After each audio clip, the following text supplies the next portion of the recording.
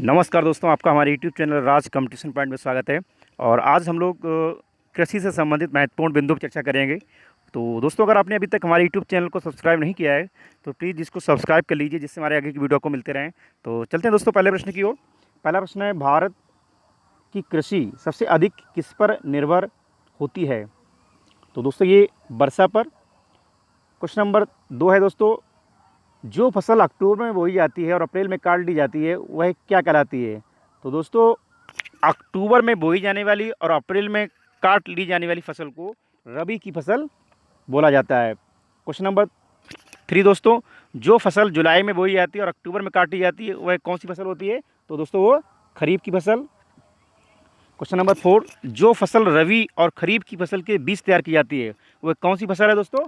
वह है जायद की फसल। जो रबी और खरीफ की फसल के बीच में बोई जाती है उसे जायद की फसल कहा जाता है। क्वेश्चन नंबर 5 दोस्तों, खरीफ की फसल कौन सी हैं? तो उसमें दोस्तों पूछा गया है, तो ज्वार है, बाजरा है, मक्का है, चावल है, तिल। ज्वार, बाजरा, मक्का, चावल और तिल ये फसलें जो हैं खरीफ की फसलों में आती हैं। और क्वेश्चन नंबर 6 है दोस्तों, रबी की फसल कौन कौन सी हैं? तो गेहूँ, चना, जौ, मटर, सरसों, आलू।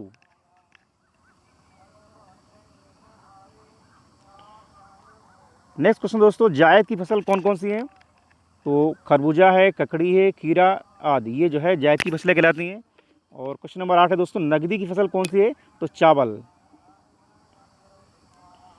क्वेश्चन नंबर 9 दोस्तों, किस क्षेत्र को चावल का कटोरा कहा जाता है? किस क्षेत्र को चावल का कटोरा कहा जाता है? तो दोस्तों इसका जो सही आंसर है वह है कृष्णा और गोदावरी क्षेत्र को।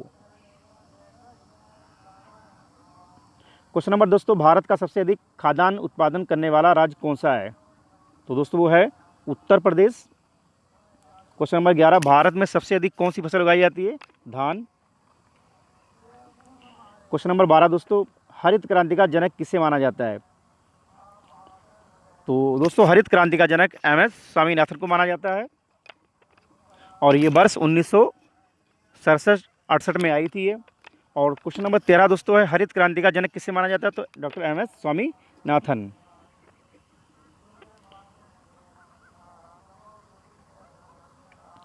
क्वेश्चन नंबर 14 दोस्तों, हरित क्रांति का प्रमुख उद्देश्य क्या है? तो दोस्तों ये खाद्यान्न उत्पादन में आत्मनिर्भरता लाना। क्वेश्चन नंबर 15 दोस्तों, हरित क्रांति किस फसल पर सबसे अधिक उपयोगी रही? तो ये गेहूं और चावल पर। क्वेश्चन नंबर 16 दोस्तों, किस राज्य को भारत का धान्य भंडार कहा जाता है? तो ये पंजाब को। क्वेश्चन नंबर 17, सब्जी उत्पादन में भारत का कौन सा स्थान है? तो ये द्वितीय है।